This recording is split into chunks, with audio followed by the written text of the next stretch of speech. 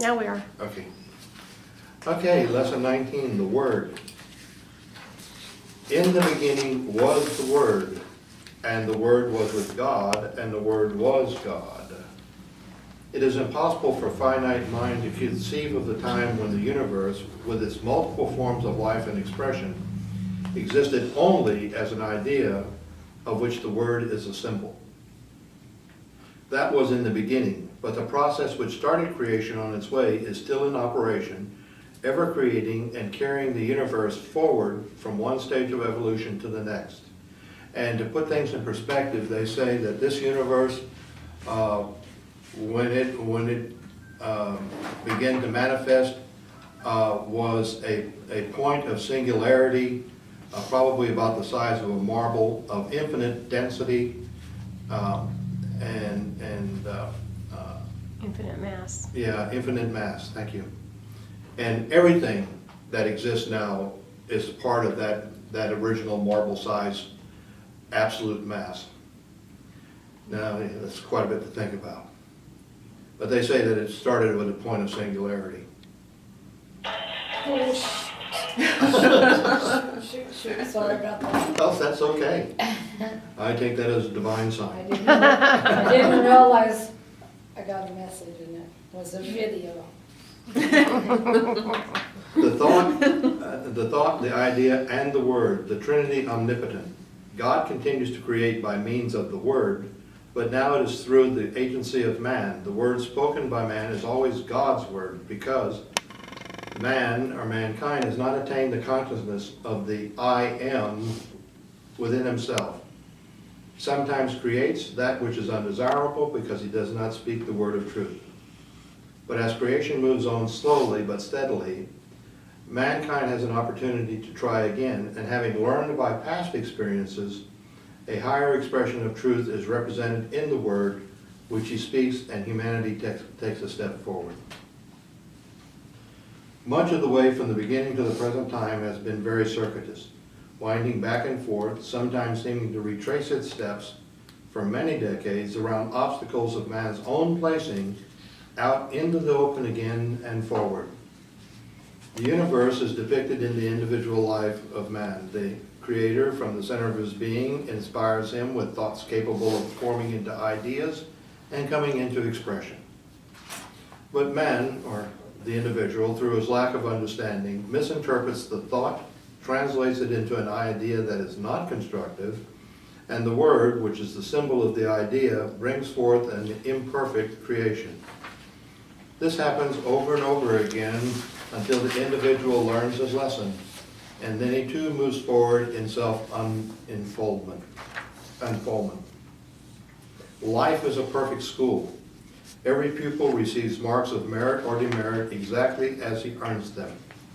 The master teacher points out the way, but if the pupil does not see the pointing finger, or seeing does not obey, he comes to grief after time after time, until he finds the right path and follows it.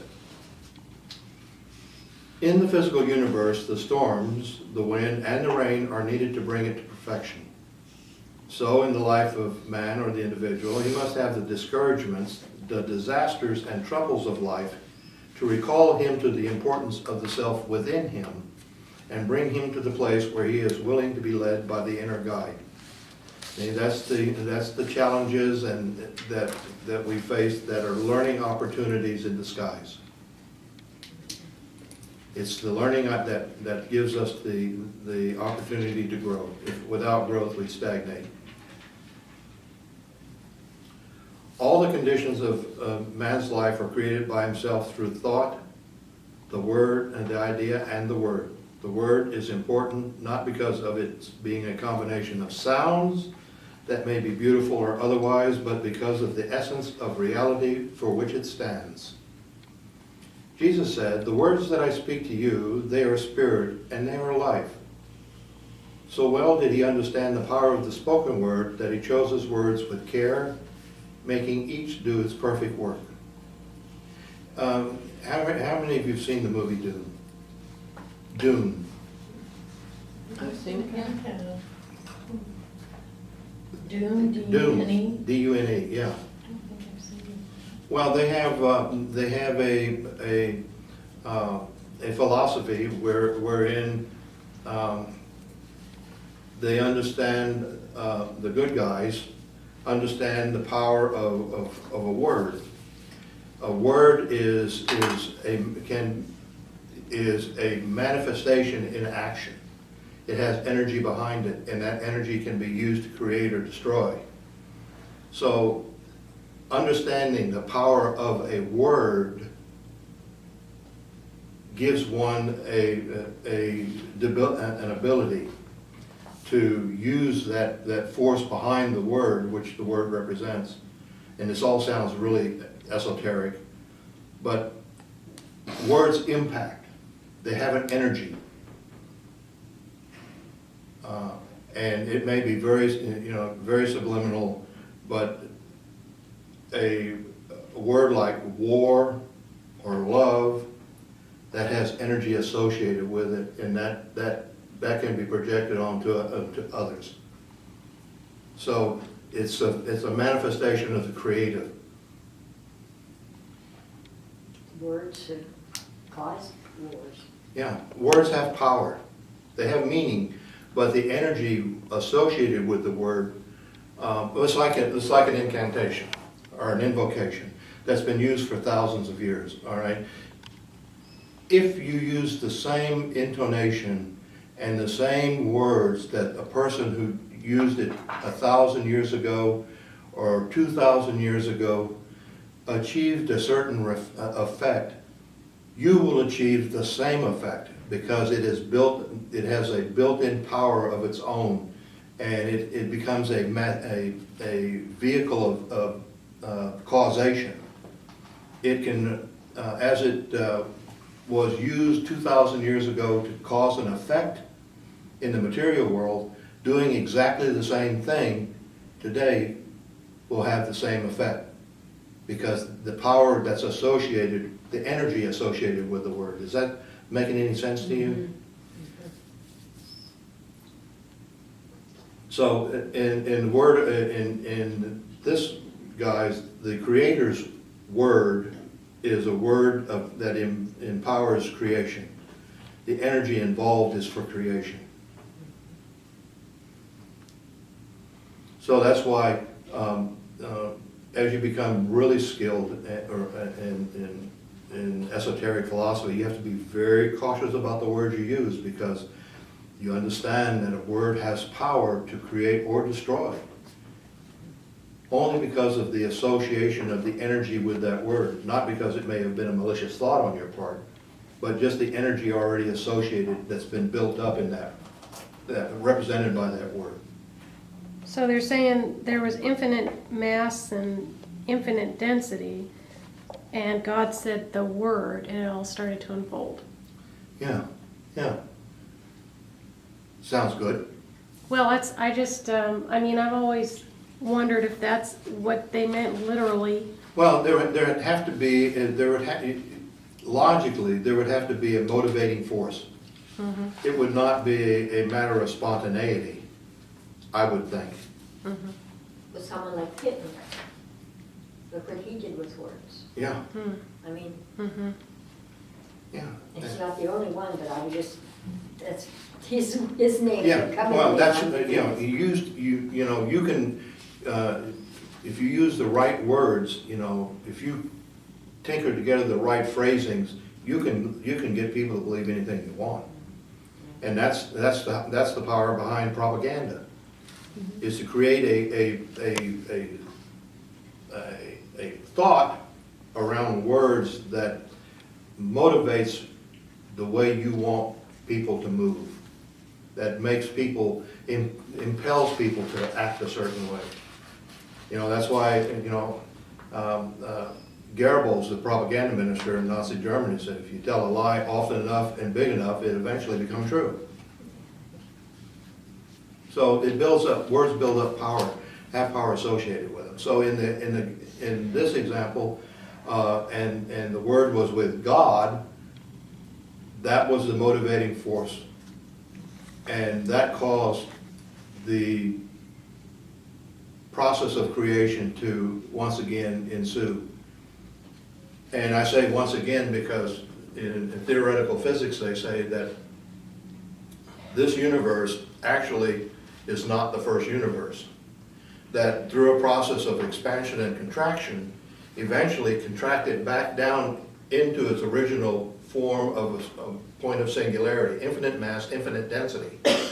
And as part of the natural life cycle of creation, it once again explodes into creation. And you know, the timeline on that process, who can guess? But the universe that we're aware of has been around over 14 billion years. It's going to continue at least another 10 billion years for sure, or at least the sun will. So at some point in the infinite, the possibility exists that the entire universe that you see will compress down, once again, collapse down into something the size of a marble. And then the process starts all over again. Because creation, the creator is compelled to create. That is the nature of the creator, to create.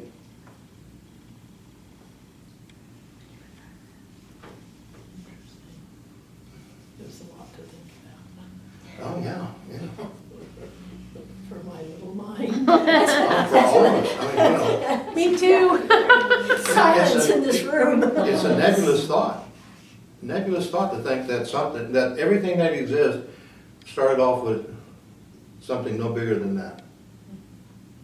And from that, all the billions and billions of stars have come into existence, and all the billions of galaxies have come into existence. And at some point in time, expansion will cease, contraction will once again take place, and everything will collapse once again upon itself. Oh, that's hard to grasp somehow. Yeah, we're not likely to be around for it. Yeah. I don't think so. But that's the life cycle of creation. Where there is birth, there is death, and out of death comes birth again. That's true. Moving on, for the troubled, distressed soul, he had a kind word of cheer and encouragement. For the hypocrite was the word of truth, which came as a rebuke for insincerity and presumption. To the elements and the diseased subconscious minds of the many who sought his help, he spoke the decisive word of command. But all his words were the expression of truth. Never did he flatter the one in authority or condemn the one who has fallen. He looked beyond the appearance in each individual and spoke truth to the soul. The divine in each one who heard his words recognized the truth which they embodied, and many were healed in soul as well as in body. Those who could not bear the power of his words became his bitter enemies, and in the end put him to death. They did not know that he was merely the perfected idea of divine mind, and that God was speaking through him, words to which they must adjust their lives before they could make progress on their pathway. Man, in recreating his environment and establishing harmony and success in his affairs, may rely with confidence upon the spoken word. Nothing is so potent in eliminating a negative condition and establishing poise and courage as a few well-spoken positive words. If used intelligently, I am that I am, spoken with conviction, will drive all fear and discouragement away. And I know that works. Because that recognizes your total self, your total being, hyper-consciousness, divine self. It's what makes you what you are. I am that I am.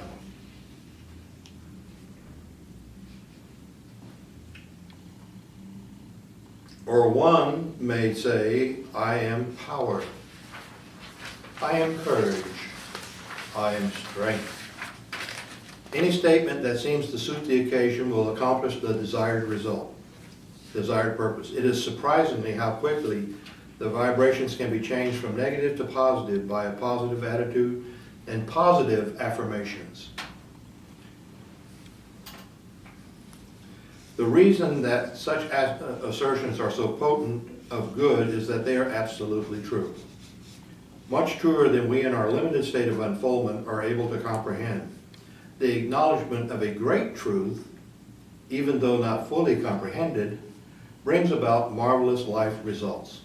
What does that mean? It means that if you are manifesting on the truth, if you're focusing on the truth, you may not understand everything about it. But the fact that your energies are being directed toward it will cause positive things to start happening. And some things, they're just not that easy to understand. They embody philosophical concepts that are hard to get a hold of. Can you give me an example of maybe what it means to you, an acknowledgement of a great truth? Okay, when I'm working with people such as yourselves or others who are not quite as skilled in metaphysics and esoterics, when I'm working with them, it's like I have found in my experience truths. I have found principles that I recognize as being truths. They have proven themselves. I have not had to adjust for them. They are of themselves self-existent. A truth is a reality. And if what I have found as being a truth, you individually find in your life experiences the same thing being true to you, then we might say that what we have found is perhaps a universal truth. Because it's not just an individual truth anymore, it's a collective truth. Others have experienced the same thing and they've recognized it as being a truth. Something that is not changeable or malleable. It is an absolute. For example, that which creates is good. It's a statement of absolute. It could not, that which creates could not be bad, because the path of bad is corruption and destruction. So it can't create except destruction. But good creates because it is compelled to create. It is a truth. Good creates. Does that kind of help, or is that still have a fog rolling in off of San Francisco? What was the question? Because I was, I was asking, it says the acknowledgement of a great truth, even though not fully comprehended, brings about marvelous life results. And I was asking him for an example of a great truth. There are many great truths. I think that it's talking about what it's saying right here is that in the midst of what we're taught to look at as a bad situation, to be able to stay in a calm and present place and be like, this is supposed to be the way that everything is as it should be. That's a great truth. Everything is as it should be. And then I feel completely different when I imagine a horrible situation. I feel completely different saying that. Like I'm instantly grounded. I'm instantly like, raised higher. And then oh, that's so horrible and tragic. And then my body's sick because I'm immersed in because I'm doing what they're saying here. I'm doing myself harm by means of my own disturbed feelings. And I'm Gotcha. I understand that too. yeah. The way you put it.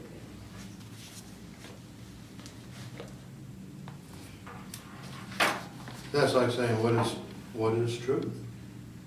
Truth is an absolute.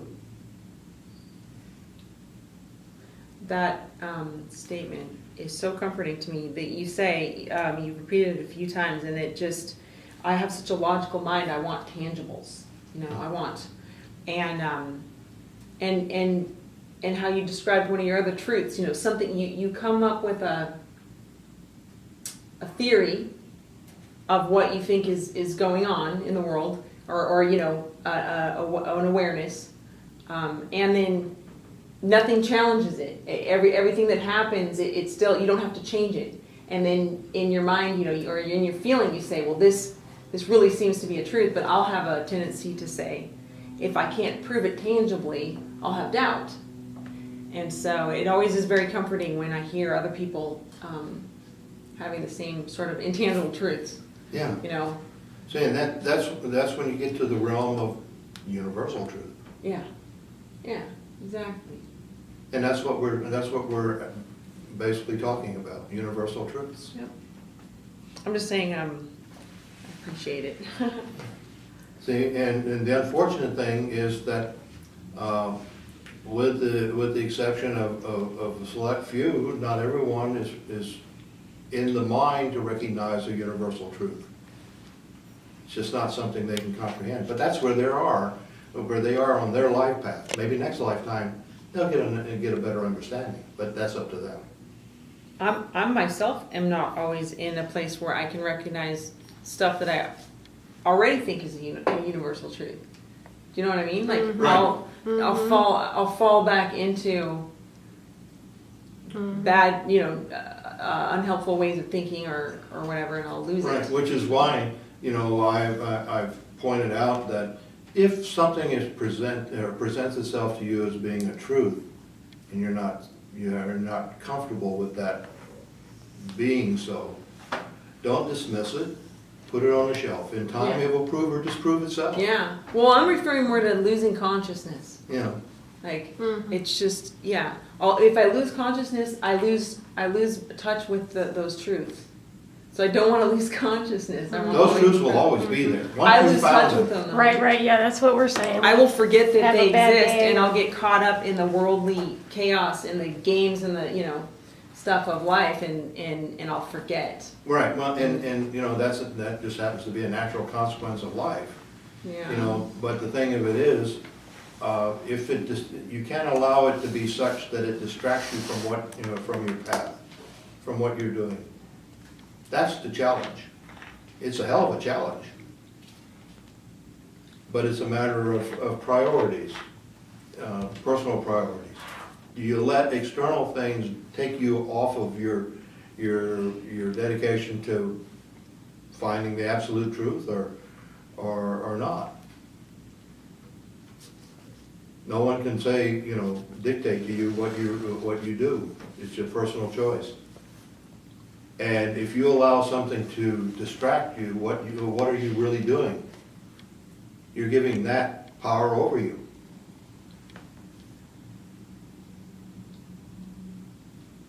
So you're just really surrendering your authority to that, whatever that influence is. And you know, personally, I don't think, you know, aside from God and Jesus coming down off the burning cross, there's nothing that important in the world I'm going to surrender authority to. There are times he'll say, even if Jesus comes down off the burning cross, Yeah, I'm sticking to it. yeah. I think, God, that's ballsy. And I'm thinking, I would. I'd be like, yes, sir. Well, you know, the thing of it is, you know, what are the two possibilities? One, you'll be lauded for sticking through what you perceive to be an absolute truth, or two, you get struck down. You know, there's not really any other options. Smoted. Smite you. But if you find something that is a truth, I mean, that's true, resonates in you as being a universal truth born of infinite mind and divine mind or universal mind, however you want to approach it, then you will be spiteful of yourself if you allow yourself to be taken away from that. That's true. No matter what anybody or who Right. they are says, if you know something yourself, Right. you've got to be true to yourself. Indeed, indeed. So, if the rest of the world thinks you're a nut, that's okay. They just don't understand. And that's not your fault. It is. Thank you. Okay, moving on. By sending out your positive thought at such a time and speaking the word of truth, you are accomplishing several good results. In the first place, you have fortified yourself from any undesirable reaction. Second, you have helped the party in the accident by your constructive thought. For he will get the benefit of it even though he is not near you and cannot hear your words, or though he is unconscious. His subconscious mind will receive the impress of your life-giving vibrations and act upon it. Third, you will help all those in the immediate neighborhood while adding to the constructive thought force throughout the universe. Now, in this regard, I can attest that I have found a truth to that. Back in the 70s, when I was approached by a couple of people that I knew who were aware of some of my esoteric practices and beliefs. I had a friend who was in a hospital and I probably related the story before.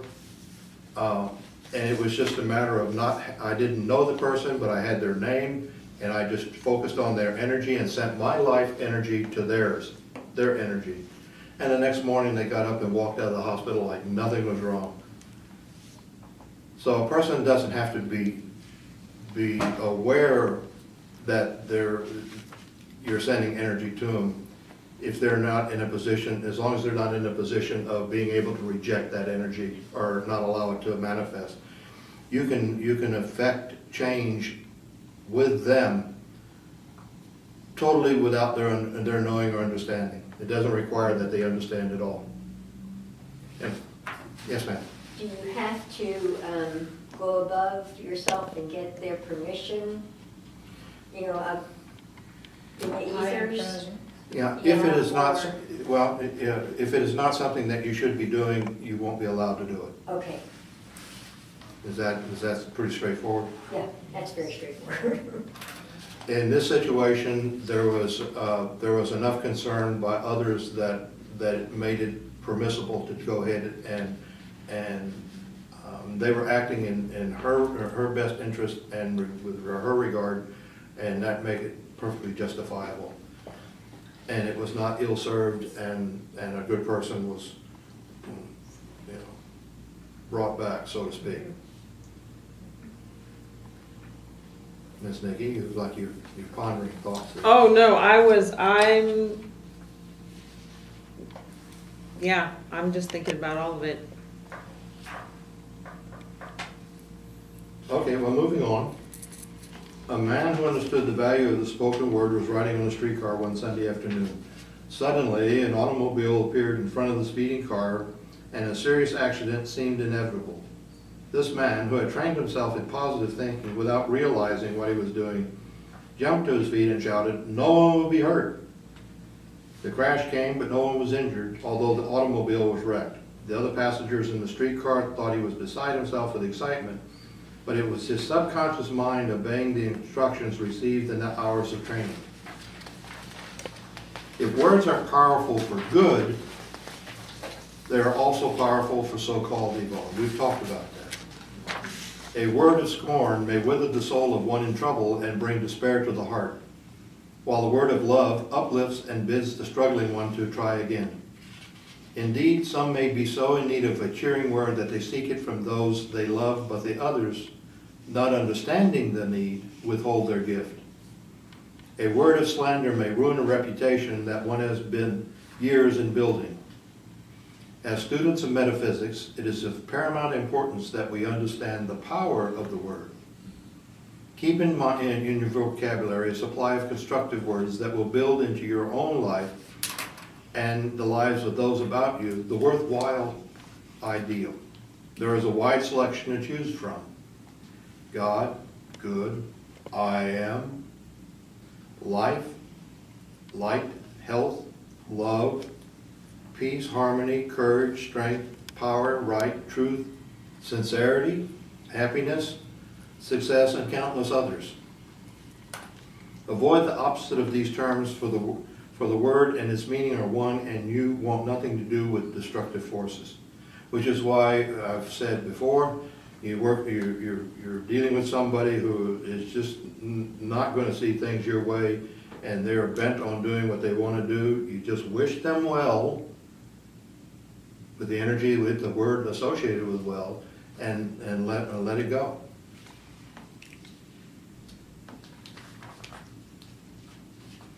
Jesus said that for every idle word men speak, they shall give account thereof in the day of judgment. This does not mean that someone is keeping a record of your idle words, of our idle words, and we'll have a long list made to hold up before us at some future day of judgment. Our judgment day is every day, and these idle words we speak are being built into our character. They are confronting us every day of life and sometimes become barriers between us and our aspirations. That takes us to the point of karma. You know, if you don't know it, if you don't have any idea what karma is, you got several lifetimes to pay it back. But as you become more aware and more enlightened about karma, you find out that we are subject to instant karma. Of course, by the instant karma, we avoid interest rates, you know, over accumulated lifetimes. I used to know a guy who, Len, my first spiritual teacher, who every night before he went to bed, he would lay there and replay the day backwards. And he'd go through everything he did, and he would ask for instant retribution for that. He would want a instant karma so that he wouldn't be building up. So every day he'd go through this process and try to make amends the next day. And yeah, it was really dedicated to that, but found that interesting. Good thing to do. Yeah. That's great. Because you won't have that baggage holding you back. Mm-hmm. It's a good thing. We don't know how much baggage we have. Very discouraging, maybe. Yeah, the rate of baggage, you know, the rate of what baggage goes for nowadays just flying is horrendous. Yeah. The less you have to take with you, the better off you are. In some of the previous lessons, we have emphasized the importance of the feelings or consciousness, and now we stress the value of the spoken word. By means of the word, we create the kind of consciousness we want, and through our consciousness, we create in the visible world the conditions and environment we desire. I think we skipped, did we skip 16? We may have, no, 17. 17, I'm We sorry. went through 16? Yeah, Oh, we did, okay, yeah, Yeah. 17. We skipped 17? yeah, and 17, I apologize for missing that one. Oh, no, we did read that one because I recognize this does not mean that someone is keeping record of our idle words. Yeah, we read that one. Did Oh, we? okay. I'm sorry. I'm sorry. For your meditation, use the statement, "My word is life." As you come into a realization of this truth, you will select your words with care and speak them with definite purpose. Repeat the phrases which follow. And we've gone through these and we all know these now, so no point in redoing. You just add on to the affirmations, "My word is life." Said by that, 30 lessons, that's gonna be long.